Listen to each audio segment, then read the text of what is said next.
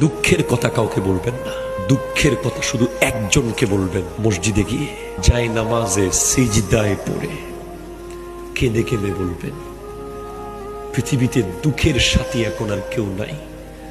Even অনেক বাবা মাও আছে যেই ছেলে লস খেয়েছে তার প্রতি মোহাব্বত কমে গেছে, যেই ছেলে লাভে আছে তার প্রতি ভালোবাসা বেড়ে আছে, যেই ছেলের ইনকাম বেশি তার কদর বেশি, যেই ছেলের ইনকাম কম তার কদর কম। এটা পৃথিবী, এটা পৃথিবী ভাই, এটা জান্নাত না। এটা একটা ভয়ঙ্কর জায়গা যেখানে আসলে কেউ কারো না।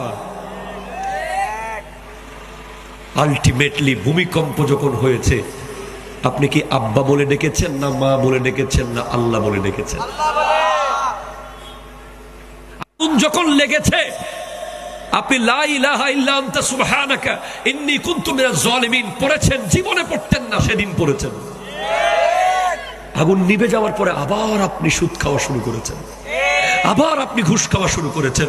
ভূমিকম্প যাওয়ার পরে আবার আপনি জুলুম করা শুরু করেছেন, আবার অত্যাচার করা শুরু করেছেন। তাহলে আপনি কি আল্লাহর সাথে মশকরা করছেন?